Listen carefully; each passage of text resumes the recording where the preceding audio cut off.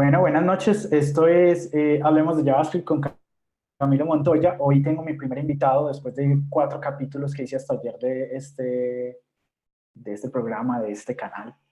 No sé cómo llamarlo todavía, curso también. Tengo como invitado a Juan Lizarazo. Él es un amigo que conocí el año pasado. Nos conocimos en una JSConf en Utah, la Utah JSConf o JSConf, sí. Utah.js, sí. Utah.js, ok. Eh, Éramos speakers los dos, no nos conocimos de antes, nunca habíamos hablado. Y pues cuando Juan y yo nos vimos como, hey, ¿eres de Colombia? Sí, sí, soy de Colombia. Entonces empezamos a hablar, nos hicimos amigos. Y bueno, desde ese tiempo pues hemos entablado pues relación. Él es una persona que es instructor de Udemy y nos va a empezar a hablar acerca de testing en JavaScript. De hecho, uno de los cursos que tiene Udemy es de testing en JavaScript con Jasmine, ¿cierto? Con el framework Jasmine. Sí, es con Jasmine. ¿Qué otros, eh, ¿Qué otros cursos tienes en Udemy? Estoy trabajando en otro, pero no creo que lo publique hasta final de año, en un tópico más emocionante. Ok. Bueno, entonces arranquemos. ¿Qué piensas tú y por qué piensas que es importante? Que esa es la pregunta de la charla de hoy. ¿Por qué es importante el testing en JavaScript, sobre todo el testing automatizado? Cuéntame. Pues lo que pasa es que JavaScript es un lenguaje dinámico. Entonces, para empezar, eso significa que la mayoría de los problemas se van a presentar al momento de ejecutarlo, al runtime.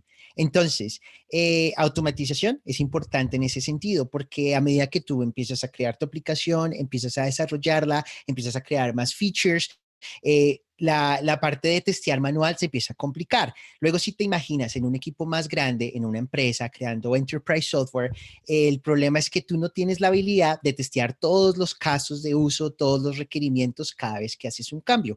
Entonces, unit testing ayuda a, a establecer una confianza de tu código, porque cuando haces cambios, básicamente tus cambios, si van con test de unidad y el código existente tiene test de unidad o tiene test automatizados, básicamente cuando tú haces cambios, esos test no se van a dañar, entonces tú sabes que el código que está existente no lo estás rompiendo. Y si lo rompes, vas a saberlo antes de publicar tus cambios, de publicar tu código. Entonces, tus cambios generan confianza y tú tienes la confianza de que el código existente todavía es estable y cumple los requerimientos inicialmente establecidos. Entonces, es como la parte ahí principal, como la fundación de test en JavaScript. Para mí, una palabra lo definiría que construye confianza. Confianza sería la palabra. Perfecto.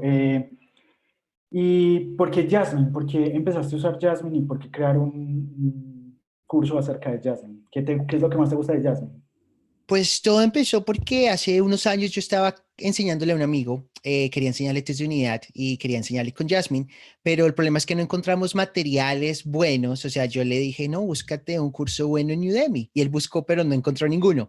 Entonces ahí nos surgió la idea de por qué no creamos más bien uno, entonces crear no solo un curso, sino crear el mejor curso que existe en Jasmine. Entonces lo hicimos y hoy en día pues tenemos el curso con el rating más alto en Udemy, tiene average rating de 4.6 estrellas, tenemos el reconocimiento de highest rated, tenemos ahorita estudiantes de 61 países, de 24 idiomas diferentes, están estudiando ahí, pues el curso está en inglés y escogimos Jasmine simplemente es porque la facilidad de abordaje. Hay muchas librerías y muchos frameworks de test para JavaScript out there, pero la cosa es que Jasmine ofrece todo como se llama, como se dice acá, con baterías incluidas. Básicamente, tú empiezas con Jasmine, no tienes que instalar absolutamente nada más y ya tienes todas las herramientas que necesitas para test completo de unidad. Con otros frameworks, otras librerías, te toca hacer a veces más configuración, pero hay otros frameworks como por ejemplo Jest, que también ofrece casi todas las utilidades que Jasmine ofrece o incluso tiene otras utilidades que Jasmine ofrece. Entonces, realmente la importancia no es tanto Jasmine, sino la importancia es test de unidad. Testea tu código, no importa lo que uses. Si aprendes un framework, una librería, puedes usar cualquier otra. Nosotros escogimos Jasmine simplemente porque es el defecto que se utiliza en Angular y porque es fácil de abordar y fácil de empezar. Pero cualquiera funciona perfecto, funciona bien. Y tú puedes, por ejemplo, testear Vanilla.js en Jasmine. Por Sí, ejemplo, yo la verdad nunca lo he usado. de hecho, precisamente, ¿tú qué has usado? ¿Tú qué usas? Jest, Mocha. Jest y Mocha. Y En, últimamente Jest porque como hago tanto código React, entonces uso más Jest. Porque trae algunas cosas que propiamente pues se adaptan más a React, pero realmente puedes hacer todo el testing, no solamente frontend, sino también backend en Node. Pero, a ver, yo, por ejemplo, digo, no es simplemente porque es una moda usar Jest y es el último, porque todos los desarrolladores JavaScript tendemos a hacer eso, a que lo último y lo que es moda. Entonces, si alguien te dice, ay, ¿por qué estás usando Jasmine, por ejemplo, que es tan viejo? ¿Por qué no usas Jest, que es lo último? Y realmente no hay como un fundamento bien técnico y bien potente o bien fuerte que diga, bueno, es por esto que estoy usando Jasmine en vez de otra cosa, ¿cierto? O estoy usando Jest en vez de otra cosa. pues en cuanto a lo de Jasmine, cuando comparamos, digamos, si comparamos Jasmine y Jest, lo que tú dices, ambos tienen como todos esos features que ofrece desde que está instalado y tú miras las APIs y son, yo diría, son iguales, básicamente es lo mismo. Cuando tú miras los suites, miras los specs, básicamente es lo mismo, solo que Jest, como tú dices, se ajusta más a React. Nosotros escogimos Jasmine simplemente porque precisamente, pues para abordar a gente nueva, pues es fácil la configuración, tienen un spec runner que tú lo descargas y ya puedes ejecutar. Precisamente el curso es completo en Vanilla JavaScript. Nosotros no hicimos targeting de ningún framework, no escogimos Angular, no escogimos React, no escogimos Node, dijimos simplemente test de unidad para JavaScript. Y es, de hecho, ese es precisamente el nombre del curso, Unit Testing Your JavaScript with Jasmine, testeando, usando test de unidades para tu JavaScript con Jasmine. Pero básicamente, o sea, nosotros lo escogimos simplemente porque como es maduro, en el momento que empezamos a crear el curso, pues Jesse estaba ahí, pero pues decidimos Jasmine porque no había nada, materiales ahí listos, buenos, entonces decidimos crearlo en esa librería, pero tú puedes aplicar esos conocimientos en Jest o en Mocha, son las mismas fundaciones, nosotros nos enfocamos es en fundaciones, en fundamentos. La maduridad, pues precisamente por eso también lo escogimos porque lleva tantos años, entonces ya básicamente las APIs son muy estables. Básicamente tú escribes algo en Jasmine 2 y actualizas a Jasmine 3 y realmente ninguno de tus tests se te daña. Básicamente tú tienes más opciones y más matchers y más cosas que puedes hacer, pero no se te dañan. Entonces es eso, es bien estable. Pero la verdad, si alguien me preguntara entre Jasmine o Jest, yo le preguntaría, bueno, si estás usando React, pues ve con Jasmine, con Jest, es mejor que usar Mocha. Pero si estás usando Node, pues ya sería el gusto, o sea, porque todos tienen sus beneficios y sus contras, básicamente. Sí, es eso, es que todos tienen lo mismo porque finalmente son unas librerías de aserción donde, pues, si la aserción, yo estoy esperando este resultado y si no me da, pues, obviamente debes de fallar test. Pero no es tanto la moda, sino, por ejemplo, el equipo de Jest es precisamente de Facebook y React es hecho por Facebook. Entonces es muy probable que muchas personas del equipo de Jest hagan herramientas o cosas o se unan a otras librerías o integren librerías que te ayuden en el testing,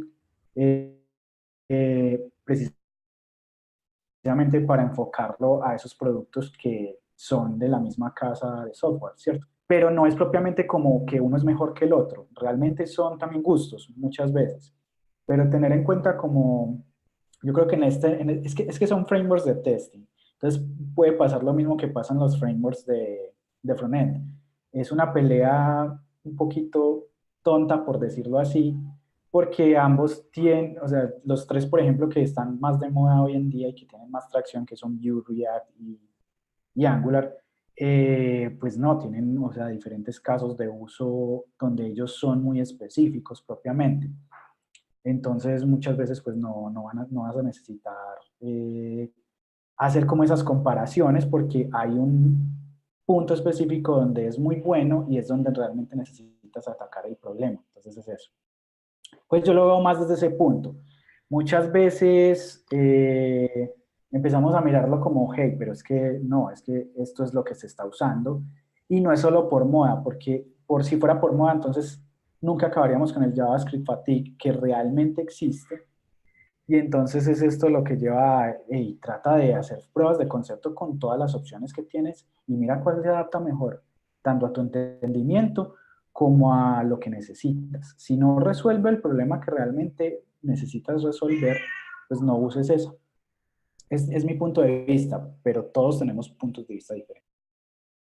Yo pienso, yo concuerdo en hartas cosas, como ahí tú tocaste el tema delicado de los frameworks, de que no, que Angular, que React, que Vue, y básicamente sí, ellos tienen sus casos de uso, cuándo usar uno, cuándo usar el otro. Para mí uno de los puntos fuertes, cuando usar algo, básicamente viene a la experiencia. Si estamos en una compañía creando un proyecto nuevo, y sí, Vue es lo último, pero si nadie en el equipo tiene experiencia en Vue, pues yo no recomendaría, yo diría, no, pues no vamos a usar Vue porque nadie tiene experiencia, no vamos a cometer los errores acá y luego descubrir, bueno, aprendimos, pero cometimos errores cuando estamos creando software para la compañía. Entonces, lo mismo va a a las librerías de test. Digamos, por ejemplo, en las compañías que, digamos, utilizan Angular, pues Jasmine es el que viene por defecto con Angular, entonces tiene sentido utilizar Jasmine. Pero si estamos en una compañía que está utilizando React, pues obviamente la recomendación de ellos es Jest, entonces en ese sentido tiene sentido usar Jest porque va a garantizar compatibilidad con nuevas APIs de React, con nuevas cosas que van a ir saliendo que Jasmine posiblemente no va a soportar sin tener algún tipo de plugin o customización. Entonces, en ese sentido, yo recomiendo es la tecnología correcta para la tarea correcta, pero siempre pensando en qué experiencia tiene el equipo. Entonces, por ejemplo, donde yo trabajo en InPartner, usamos Jasmine porque el equipo tenía experiencia en Jasmine y porque nosotros estamos adoptando Angular, entonces tiene sentido no estar cambiando de librerías, porque Angular viene con Jasmine, pero depende de eso. En otras compañías he utilizado Mocha. Depende de lo que, y Jasmine, o sea, depende de la experiencia del equipo y de la necesidad.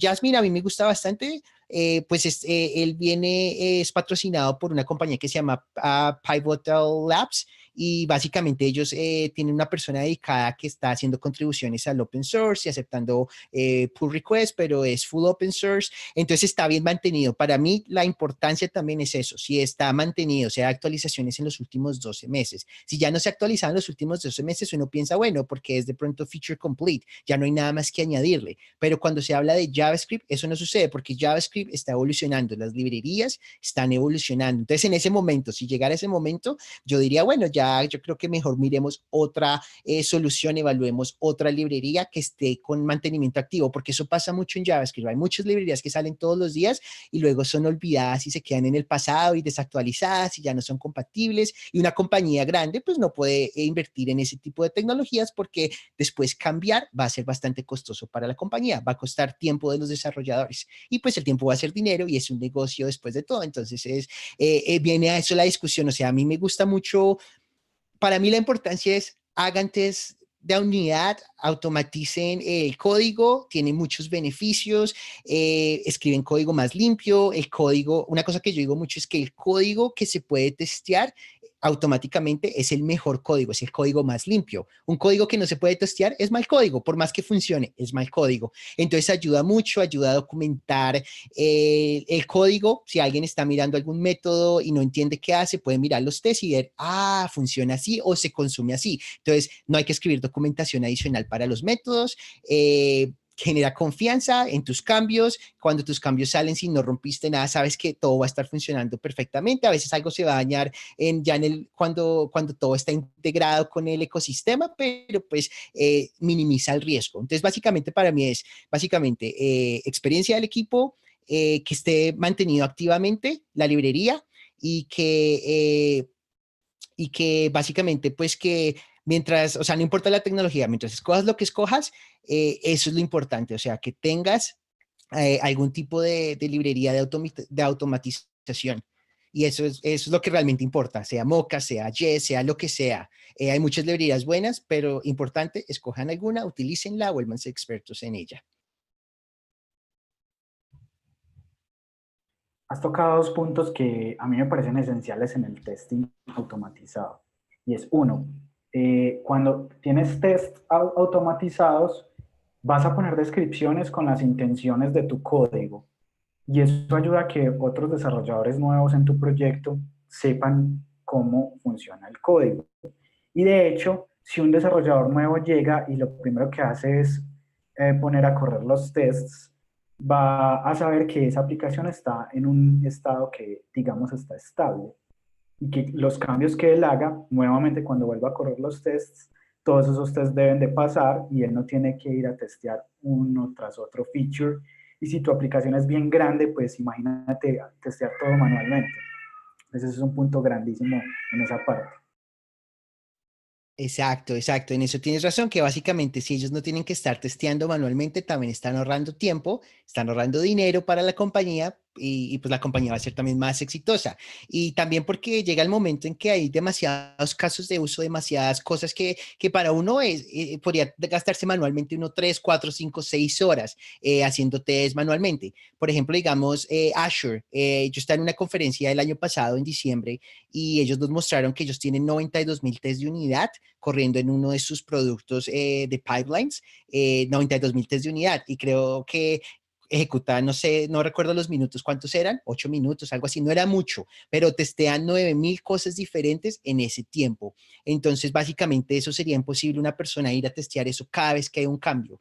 Entonces, básicamente sí, automatización es importantísimo y más que todo para un negocio, para un proyecto que sea exitoso y un equipo que esté creciendo cuando haya más de dos desarrolladores. Sí, aparte de eso, pues no sé, por ejemplo, Uncle Bob, que es el que ve, pues el Uncle Bob Martin, que es una persona que Ujú. lleva bastantes años como desarrollador, creo que más de 40 años, si no estoy mal.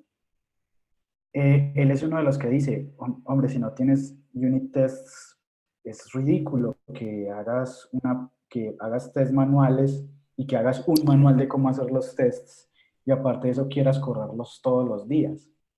Entonces es ridículo hacer eso porque, pues, imagínate todo el tiempo que te vas a gastar y todo el dinero porque a las personas les vas a tener que pagar tú como empresa para que hagan ese test automatizado y pues no tiene sentido de ninguna manera hacer eso así. Además, ¿cómo vas a garantizar de que no dañaste un feature si, por ejemplo, tus tests manuales se demoran, no sé, 3 días y la gente está constantemente haciendo merge a producción todos los días, por ejemplo?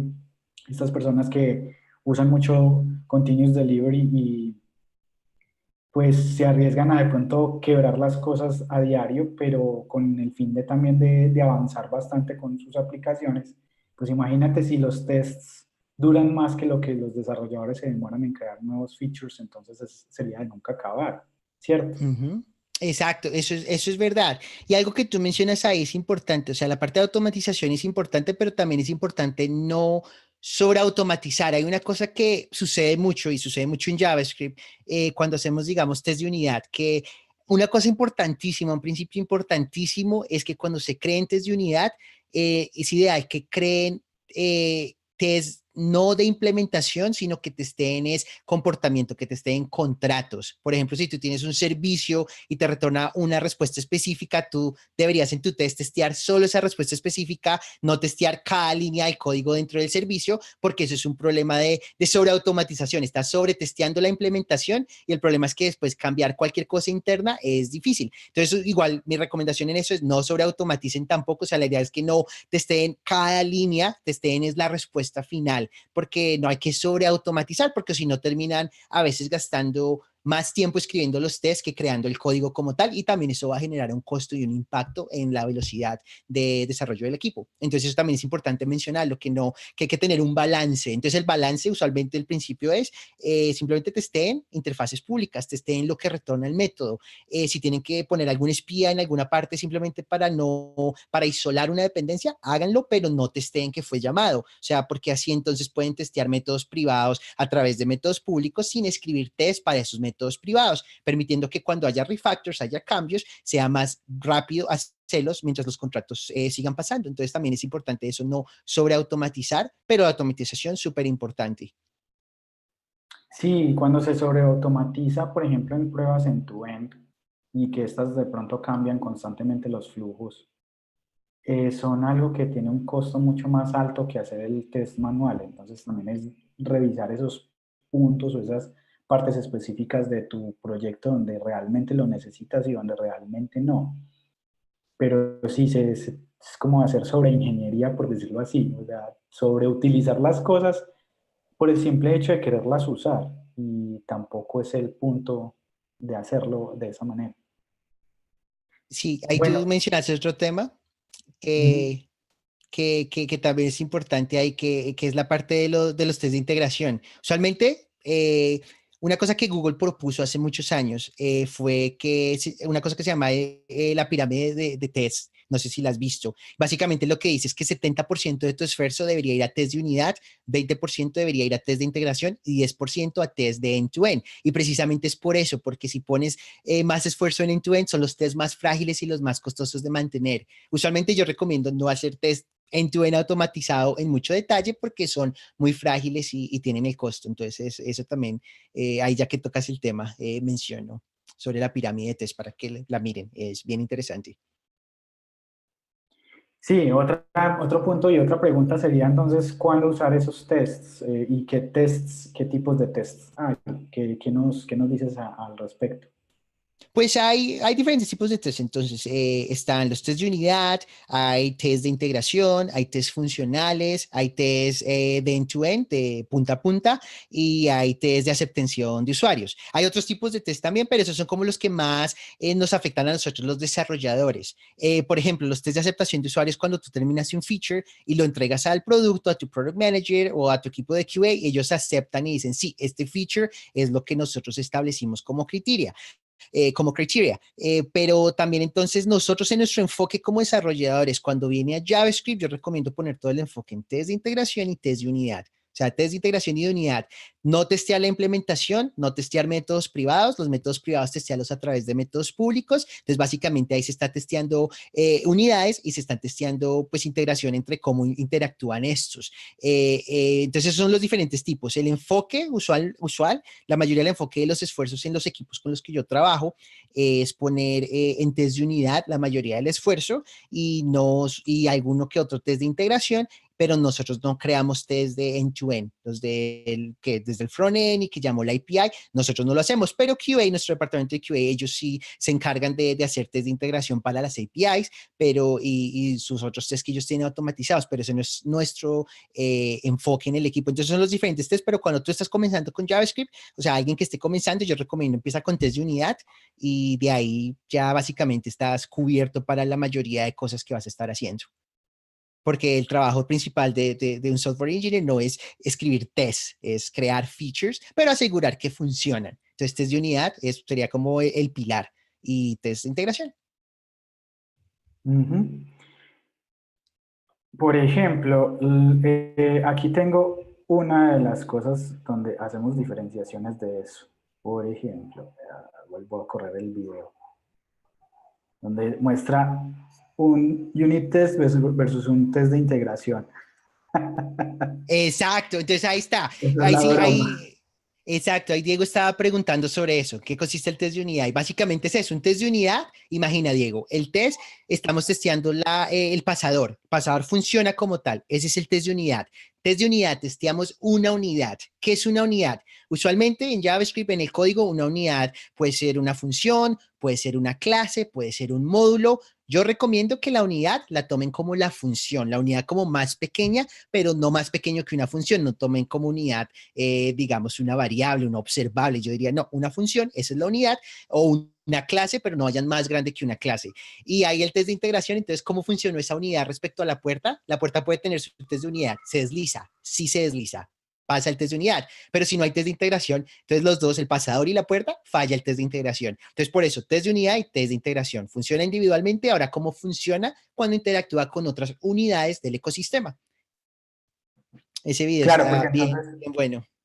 sí, porque entonces si no se integran bien, pues entonces no va a ser posible hacerlo. Es, por ejemplo, cuando creas, no sé, supongamos que creas una mesa, pero entonces una de las patas de la mesa no funciona bien, la mesa se va a caer. Y si lo quieres testear como unidades, entonces deberías de testear la pata como tal, que sea dura, de que no se quiebre fácil, la tabla de encima de la mesa que, pues que pueda sostener cosas, que reciba ciertos pesos. De hecho, el test podría también decirte, mira, tú puedes soportar hasta cierto peso, pero más de ahí ya no puedes soportarlo. Y el test de integración es que pasan todos estos tests, pasan todas estas pruebas, pero después todas las partes conjuntas, si sí funcionan bien o no. Entonces esa es la diferencia entre un test de integración y un test de unidad. ¿Qué piensas acerca de, por ejemplo, hay personas que usan librerías que son bien famosas, supongamos Lodash o alguna otra librería famosa en JavaScript, y hay gente que testea lo que hacen esas librerías? ¿Qué piensas tú de eso? Usualmente, pues básicamente mi recomendación es no testeen las librerías. ¿Por qué? Porque si ustedes visitan el código de las librerías, ellos ya están testeadas. Entonces, ¿qué pasa? Cuando consumes una librería, tú ya confías que está testeada, que funciona. Entonces, básicamente ahí voy otra vez a lo que decía, que no testeen detalles de implementación. Si tengo un método que paso a través de un método de, digamos, de Lodash, un método de búsqueda, encuentro mi ítem, no testeen que busqué el ítem, no testeen que lo encontré, testeen que retorna ese método, digamos, retorna el ítem completo. Entonces, testean, me retorno el ítem que buscaba, sí, pero no testeen los pasos intermedios dentro de esa función. Entonces, básicamente, si no, no testeen eso, no testeen métodos nativos, no testeen, el método nativo de string, de toString en JavaScript, si me convirtió a string, no testeen eso porque eso ya está testeado, eso ya funciona. Obviamente, las librerías a veces tienen bugs, a veces tienen problemas y ahí nosotros los podemos capturar, nos podemos dar cuenta en la parte cuando hacemos nuestros test de unidad sin testear detalles de implementación, porque si no retorna lo que necesitamos, pero miramos si el método estamos llamándolo bien, entonces es como que, uy, la librería tiene problema. Entonces ya uno investiga si la librería tiene un problema conocido con ese caso, porque siempre va a suceder. Todo el software tiene problemas. Entonces sí, básicamente no testeen librerías externas, no testeen, solo testeen sus respuestas, sus contratos. Sí, solo testear el código que tú hiciste porque realmente es el que va a afectar o no una aplicación que ya existe previamente y que probablemente lo que tú vayas a ingresar pues va a afectar otras partes. Entonces, en ese caso es testear primero. Primero, si estás modificando una aplicación que ya está existente, entonces deberías de correr los tests cuando la recibes. Es lo primero porque eso garantiza que previamente funcionaba bien. Uh -huh. Luego, cuando crees tu feature nuevo, tu nueva modificación, entonces vuelve a testear, porque probablemente lo que estás haciendo afecte otras partes. Ahí, a pesar de que no sean en muchos casos test de integración, sí son nuevos escenarios en donde tus pequeñas partes de código afectan otras partes. No es propiamente el test de integración, pero sí es garantizar de que las salidas de tus métodos o de tus porciones de código que sean utilizadas realmente en otra parte no estén afectando a otras partes en realidad. Ahí no cabe mucho lo de integración. Es como que esa unidad tiene un nuevo escenario, el cual también tienes que testear y debes de garantizar de que cuando pase, funcione. Sí, Es eso, más que todo. sí, sí, sí, básicamente eso puede estar relacionado también a otra parte importante de los test de unidad, que es la isolación de dependencias. A veces nosotros queremos isolar dependencias para que sean test verdaderos de unidad, que es lo que yo llamo test verdaderos de unidad. O sea, cuando tú corres, digamos, tu método y si tienes dependencias, esas dependencias no son llamadas. Y también puedes ya tener tu test de integración que sí llama la dependencia, sí llama el servicio, sí llama cómo interactúan las diferentes piezas juntas. Pero hay que tener un balance en eso, pero sí, si hay un nuevo caso de uso, algo que mi método no soporta, de pronto toca cambiarlo, entonces cambiarlo y acertar que la respuesta sea la correcta respecto a la entrada en tu método. Aquí es donde quiero mostrar otro meme que me encanta cuando hablamos de testing. Entonces llega un QA engineer y entra a un bar. Ordena una cerveza, ordena cero cervezas, ordena 9.999 cervezas, ordena un lizard, no recuerdo qué es lizard. ¿Qué es lizard? Es como, como una iguana, es como una iguana, pero no es una iguana, es como eh, ese animalito en el desierto que parece una iguana, lagartija, lagartija, esa es, lagartija. Ordena menos unas cervezas y ordena SFD, bla, bla, bla. Entonces, este tipo de cosas es que generalmente el desarrollador que hace la nueva funcionalidad generalmente no tiene en cuenta todos los posibles escenarios que pasan. Entonces muchas veces un QA o una persona, un usuario final, encuentra ese escenario particular en donde tu unidad de código no funciona y lo que deberías de hacer es, primero, revisar si es un bug, o segundo, si no estás testeando bien y deberías también cubrir ese escenario. Entonces, por ejemplo, no tiene sentido que hayan menos un cervezas. Entonces, en ese caso, supongamos que estás haciendo un formulario y vas a pedir las cervezas, no sé, a domicilio. Y entonces no tiene sentido que tú pusieras una cantidad negativa, entonces deberías de testear eso. Cuando pongas una cantidad negativa, o no me dejes hacerlo, o por favor despliégame un mensaje que diga, oye, yo no te puedo recibir cantidades negativas de un producto que debería de ser contado a partir de uno, ¿cierto? Entonces ese tipo de escenarios a veces no los testeamos porque siempre damos por sentado de que si vas a pedir una cerveza, siempre vas a pedir más, más o igual a una cerveza lo que vas a pedir. Entonces no tienes nunca en cuenta los casos. De hecho, hay un meme de estos que es muy particular, que llega el tipo y entra al bar, hace todas estas órdenes y llega otro y pregunta dónde está el baño. Sí, sí, O sí, sea, sí.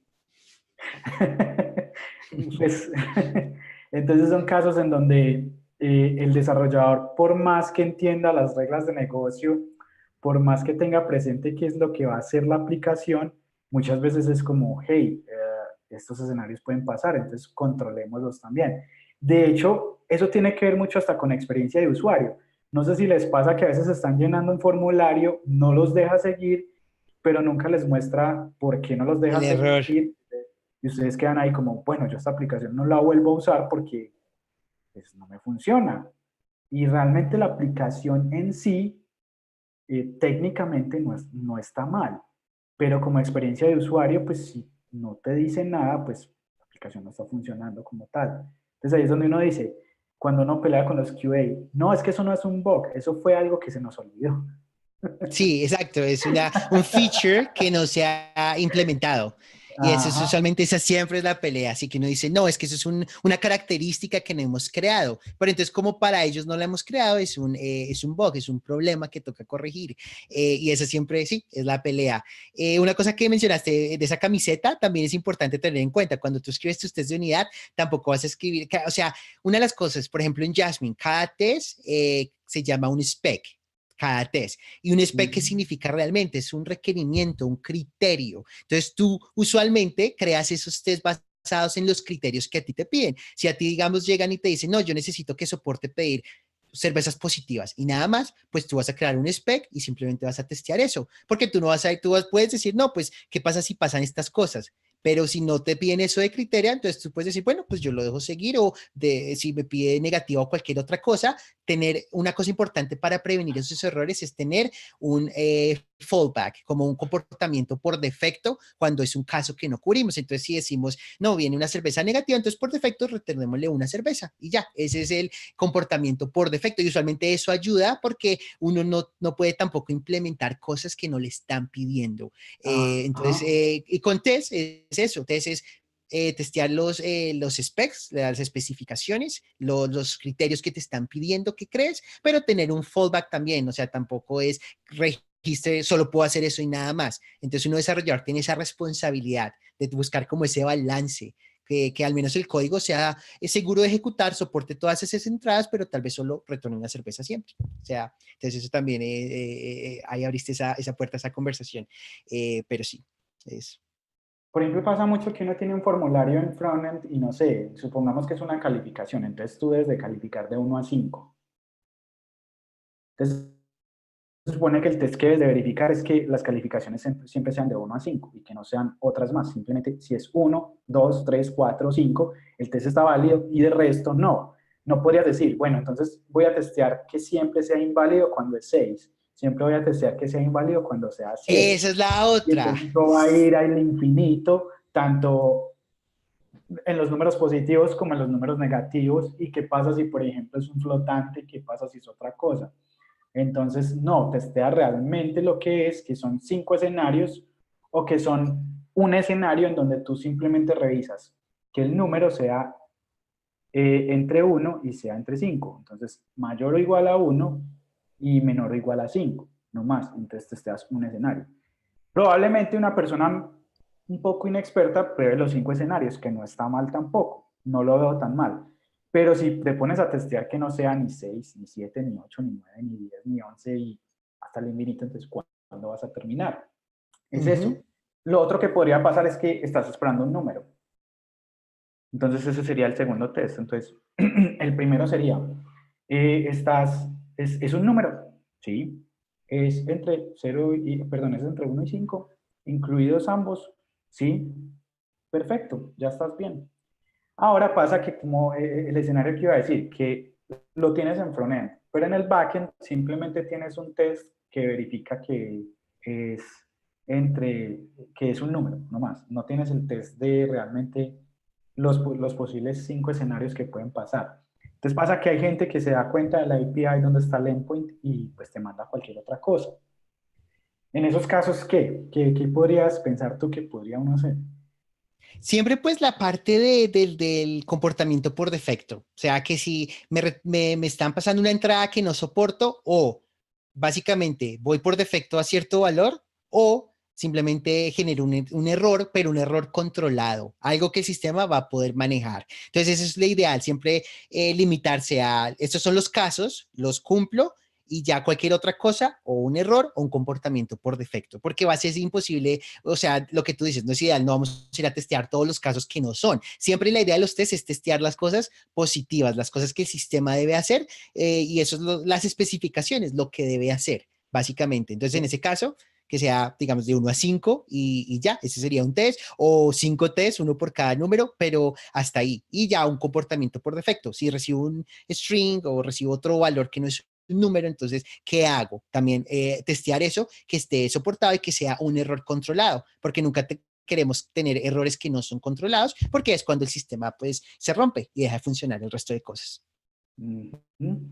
Por ejemplo, pasa que en el caso del error, de desplegar un error y que el usuario sepa que hay un error allí que es de él y no de la aplicación, y después decirle a, no sé, al usuario final o a las personas de negocio, los stakeholders o a las personas de QA, hey, mira, esto es un nuevo feature, pero realmente a veces lo veo como, bueno, es una frustración de parte de uno como desarrollador tener que seguir en el mismo feature que supuestamente ya funcionaba bien.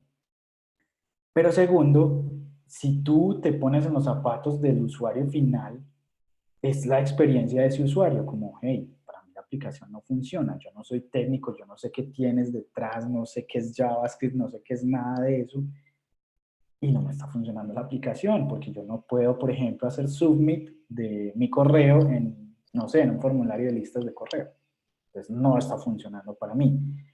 Y ahí un desarrollador generalmente, o cuando uno es muy inexperto, como, hey, no, es que eso es un nuevo feature, tú solo me pediste que enviaras el correo, y te lo envié, pero por algún motivo no pusiste la arroba, es un error tuyo y tú deberías de saberlo.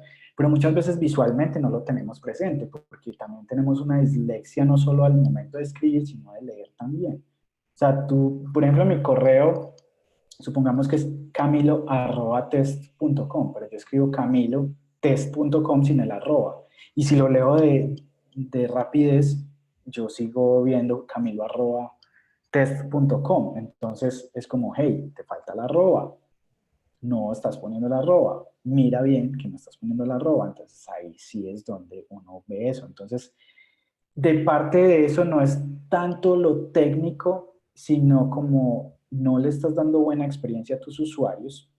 Finalmente, la aplicación probablemente no la vaya a usar mucha más gente por un error tonto como estos. Y tercero, finalmente tú dependes de que tu empresa venda la aplicación, si la están vendiendo, si la están alquilando o si venden licencias o como sea que estén sacando ganancia de esa aplicación. Y pues si van a bajar los usuarios, pues prácticamente tú eres parte de la empresa, dependes económicamente de la empresa. Y pues si la empresa no le va bien, a ti tampoco te va bien. Ahora bien, pues no podría irse por otra empresa o lo que sea, pero debemos de tratar de dejar ser tan cuadriculados, como decimos acá en Colombia, no sé si Eso, en Latinoamérica también decimos eso, y psicorrígidos con esos temas. Si el usuario realmente no le sirve la aplicación, trata de hacerlo sentir confortable, porque finalmente es el resultado de todo lo que haces como ingeniero para que las personas puedan hacer las cosas más fácilmente. sí, no, y ahí van tres cosas. Una, que básicamente nosotros como desarrolladores, si estamos usando JavaScript, las posibilidades de que estemos utilizando esto para crear interfaces de usuario son bastante altas. Entonces tenemos la responsabilidad de que debemos cubrir los casos básicos y básicamente poner siempre al usuario de primeras. Un buen desarrollador de frontend siempre pone al usuario primero. Si hay una cosa, digamos, ese feature va a ser esa validación, me va a demorar 3 semanas más de desarrollo. Bueno, que así sea porque toca poner al usuario siempre primero. ¿Por qué? Porque es nuestra responsabilidad. Hay otra cosa ahí que básicamente va otra vez a los comportamientos por defecto. De pronto, ¿qué hago cuando no reconozco el valor? Entonces, un comportamiento por defecto podría cubrir 90% de los casos. Y la tercera es que básicamente cuando se habla de experiencia de usuario, basta una interacción mala para que el usuario deje de usar tu producto, pero tú puedes hacer todo perfecto, digamos, todo perfecto por 10 años, los usuarios nunca, digamos, te van a halagar, pero cometes un solo error y ellos no te van a perdonar. Entonces, como front-end engineers, nosotros tenemos esa responsabilidad, tenemos que poner al usuario de primeras siempre. Así hay veces que no hay requerimientos, que no hay criterios que dicen, no, tienes que cubrir estos casos, pero nosotros cuando lo implementamos tenemos que pensar en eso, en el usuario y también implementarlos y cubrir esos casos. Y el comportamiento por defecto ayuda mucho a eso, siempre tener un fallback. ¿Qué hago cuando no entiendo qué está sucediendo, pero que no afecte la experiencia de usuario? Entonces, siempre mi recomendación, pongan los usuarios primero. Y ahí en ese punto, pues la parte de test automatizados ayuda bastante porque también puedes garantizar eso.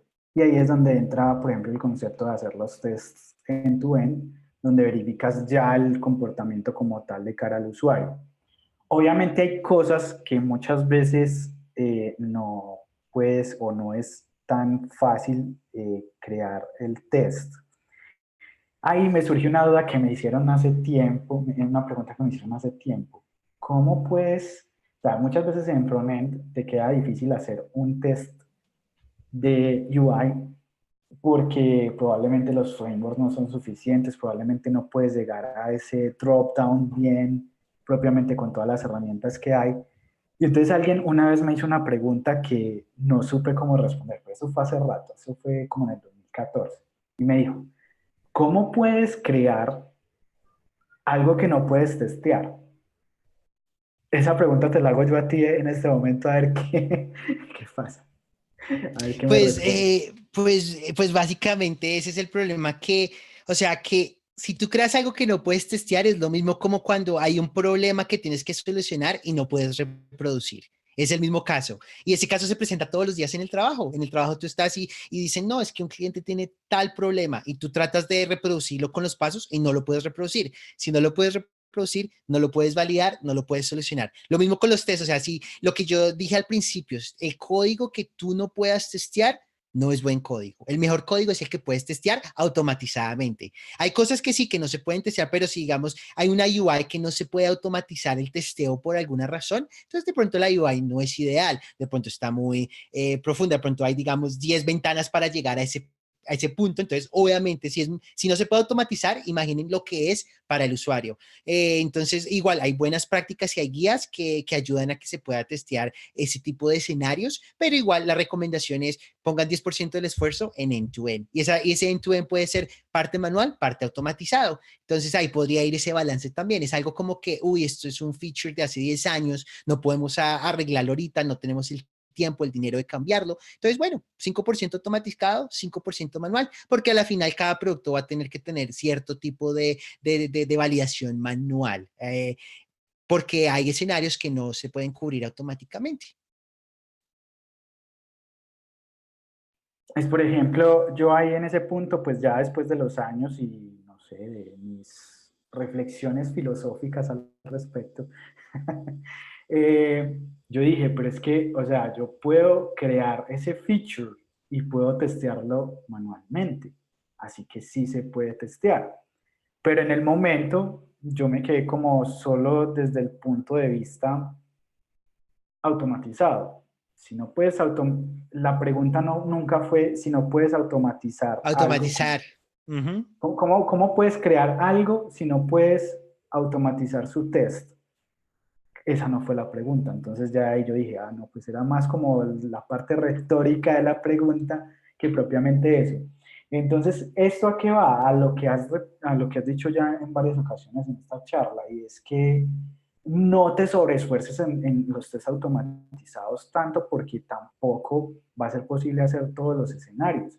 Empezando, Ujú. por ejemplo, que tu aplicación, sobre todo si estamos trabajando en web, va a estar disponible en muchos dispositivos, diferentes sistemas operativos, diferentes navegadores, y tú no puedes asegurar al 100% el funcionamiento de todo. Por ejemplo, no sé, empezar con frameworks modernos de frontend y garantizar de que eso va a funcionar en Internet Explorer 4, por ejemplo. No lo puedes garantizar. Exacto, Allí, ¿no? Y allí, por ejemplo, hice una cosa de una pregunta que me hicieron ayer. Yo estaba hablando precisamente del problema que había con los navegadores en la época de los 2000, que Internet Explorer hacía las cosas como se le daba su gana. Y entonces no era compatible con lo demás, y entonces me preguntaban, bueno, entonces mando al carajo los otros navegadores y solo uso, y yo la verdad deberías de medir eso, quiénes están usando tu aplicación, en qué navegadores, y si es un porcentaje alto, pues, hermano, tus usuarios están usando ese navegador, trata de darle soporte porque lo necesitas realmente. Y ahí sí, con algo que realmente es concreto, con números, dices que tienes que hacer tu esfuerzo, así te cueste, pero debes de hacer tu esfuerzo porque si no vas a perder clientes, y allí es donde por no gastarte unos centavos más en un esfuerzo mayor, vas a perder tu base de clientes. ¿Y qué es peor? En este caso, ¿qué es peor? Que se resume todo a dinero prácticamente. Así no lo queramos, así suene algo superficial, todo va a resumirse a dinero. ujú. Sí, no, y es cierto, básicamente con lo de lo que mencionas de los exploradores, básicamente tus usuarios son los que van a regir, básicamente tú que debes soportar. Por ejemplo, Microsoft, ellos han querido dejar de soportar Internet Explorer, Explorer 11 por muchos años, pero no lo pueden hacer porque la mayoría de usuarios Enterprise tienen aplicaciones que utilizan esa versión del explorador. Entonces, básicamente ellos siguen añadiendo más y más soporte. Entonces 2020, ahora es 2022. Entonces está todavía muy lejos la fecha y es porque muchas empresas invirtieron tanto en crear aplicaciones que son compatibles solo con esa versión, entonces ahora es muy costoso cambiarlas y Microsoft básicamente le está sirviendo a sus clientes porque no va a decir, no, ya no les puedo dar soporte porque Enterprise es donde ellos reciben la mayoría de sus ingresos para ciertos productos. Entonces, básicamente sí, regido por los usuarios y es importante, hay que hacer un balance. A veces uno sí debe decir, no, esto sí ya no lo puedo soportar porque la tecnología no da para lo que queremos hacer, pero hay que tener un balance. No se le puede tampoco dar todo al usuario, hay que mirar también el negocio. Sí, en ese caso, por ejemplo, Microsoft lo que quiso fue hacer como tener más cuota de mercado haciendo las cosas como creía que eran mejor para él, pero a la larga en el futuro son cosas que a veces se vean como algo malvado o un plan maléfico por ahí, sino que es algo más bien como de, hey, ustedes no quisieron ser más abiertos y ahora los que realmente hemos hecho una web abierta y hemos trabajado por la web, somos más y ustedes tomaron esa mala decisión en el pasado. Ahora asuman las consecuencias. En ese caso me entra una pregunta, pero no tiene nada que ver con el tema. ¿Cuánta gente todavía estará usando Windows XP? No sé, habían muchos, hace como 2 años creo que todavía mucha gente en China y en otros países, pero no sé, debe haber un porcentaje todavía grande, yo pensaría, porque ahorita también hay un porcentaje grande de Windows 7 y quieren pasarlos a Windows 10 y no han podido, porque hay muchos usuarios que corren sus aplicaciones y solo son compatibles en esos sistemas. Ujú. Bueno, ya para entonces finalizar, hay una pregunta que tenía y es acerca de que alguien, pero eso fue más que todo en Node. Yo no sé qué tanto manejas tu Node, tú eres más frontend, ¿cierto? Manejo Node también. A mí hace poco me hicieron una pregunta en Node porque a mí casi no me gusta TypeScript. No es que TypeScript, no es porque tengo un problema de dicción con esa palabra. No es porque no me parezca necesario, sino porque realmente con la experiencia que tengo en JavaScript no lo he visto como que me haga falta. Ya, sí me parece necesario cuando estás trabajando con desarrolladores un poco menos experimentados y a la larga pues no te ahorra tiempo no hacer tantas validaciones del dato que realmente estás esperando, ¿cierto? Y TypeScript en ese sentido pues te da muchas garantías y pues a la larga el desarrollo se te va a hacer más rápido y pues no gastas tanto dinero en tiempo en que esos desarrolladores se van a tardar haciendo validaciones muy pequeñas para cosas demasiado grandes. Como me dijiste que Jasmine es más amigable con Angular, entonces esa parte de validación de tipos de datos, ya que Angular utiliza TypeScript, no es tan necesaria cuando te estás en Jasmine. Es mi... Listo, entonces sí, pues Jasmine tiene soporte de tipos también y tú puedes hacer test que tienen tipos estrictos, pero usualmente cuando tú estás haciendo test de unidad en Jasmine en un ambiente con TypeScript, la idea es que no testes los tipos porque TypeScript se va a encargar de eso. Entonces cuando estás haciendo los test de unidad es normal y es hasta recomendado utilizar comodines, digamos hay uno que se llama any, que básicamente puede ser cualquier tipo de dato para no tener que crear el objeto tal cual como el contrato lo establece, que pase las validaciones de TypeScript, porque los test de unidad no están testeando tipos. El compilador hace eso. Entonces nosotros no usamos, digamos, any, esos comodines en el código como tal, pero en los test está bien porque hace que sea más fácil hacer los espías, hacer los objetos de testeo, los mocks. Entonces, básicamente es el balance. O sea, uno usa los tipos cuando se puede, usa la parte de TypeScript, pero a veces sí no se necesita porque queremos testear no queremos testear compilación, no queremos testear análisis estático, queremos testear comportamiento en ejecución. Entonces eso es runtime y ya TypeScript no es tan necesario. Obviamente se usa TypeScript porque tienes todo tu environment listo ahí, pero muchas veces tú tienes que ser menos estricto, menos validaciones de linting, menos validaciones de TypeScript que no sea tan estricto, porque los test, la intención no es testear tipos, no es testear contratos digamos, de las clases y las interfaces de eso, sino es más testear cómo se comporta en tiempo de ejecución, no en tiempo de construcción, que eso es lo que TypeScript hace.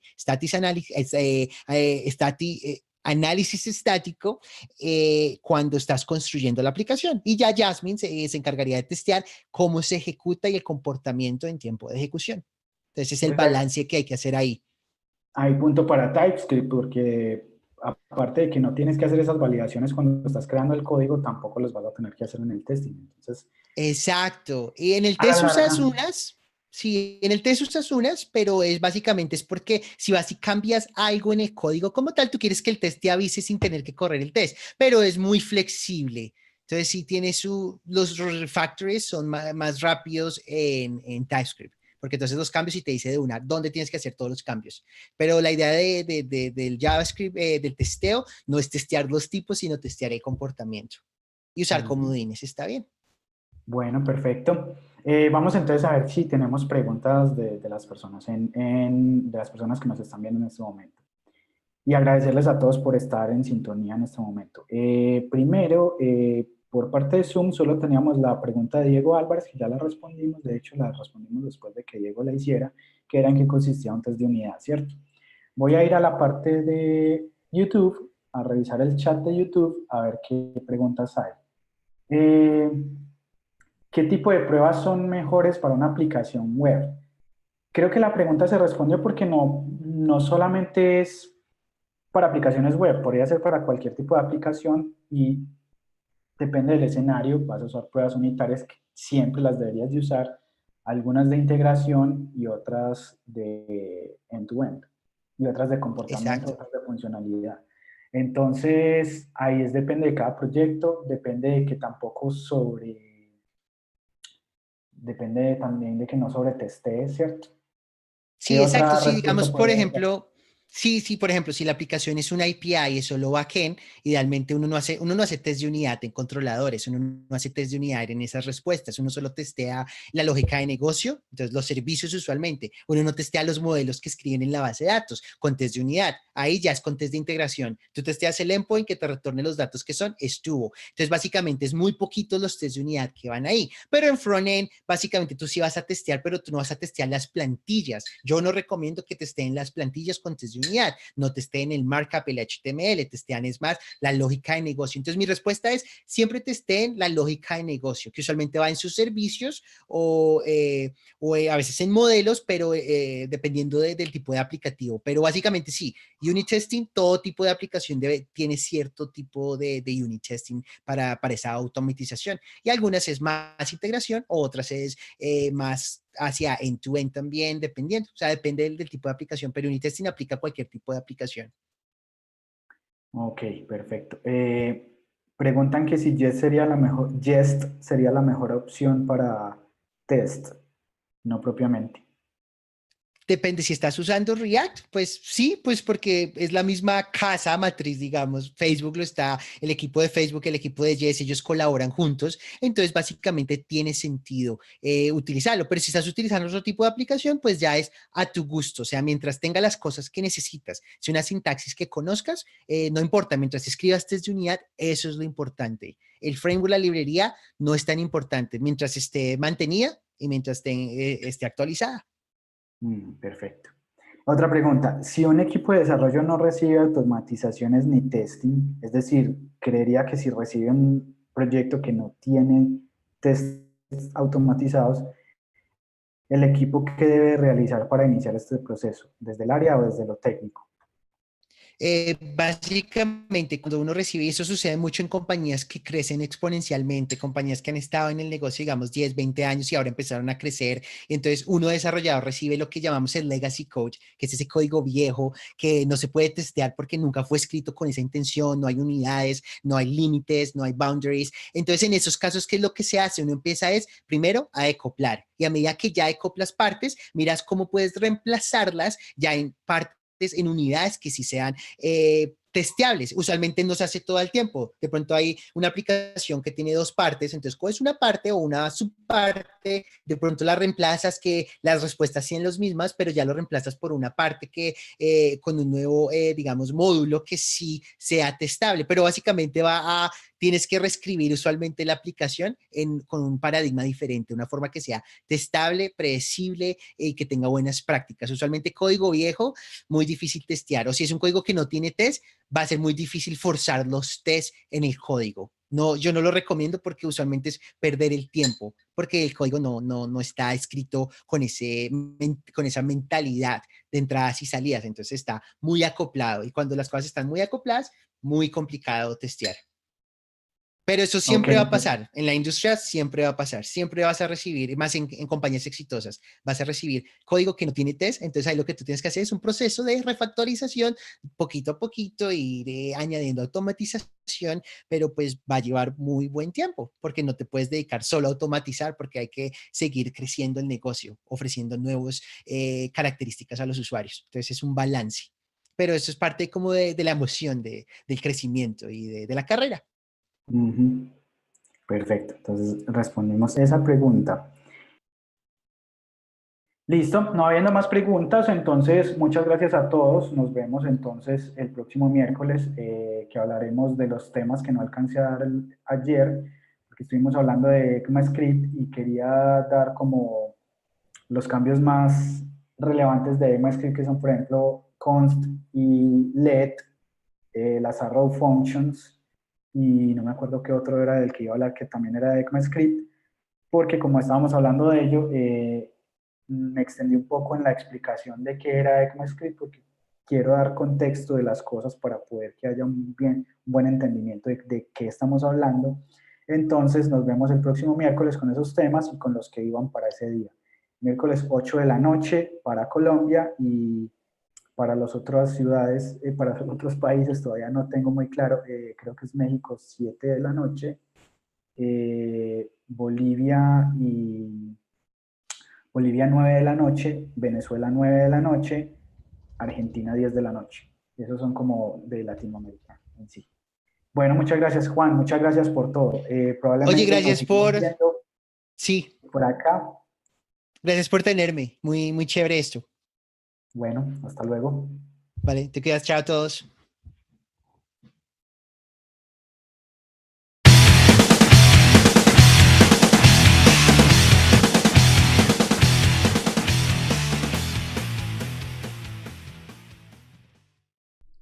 Hola, espero que te haya gustado este video. Mis redes sociales están aquí a la izquierda tuya para que puedas seguirme. Suscríbete al canal y dale like para que puedas seguir viendo más videos. Y recuerda que esta sesión se graba todos los miércoles en vivo con personas en Zoom de 8 de la noche a 9:30, hora de Colombia. Chao, chao.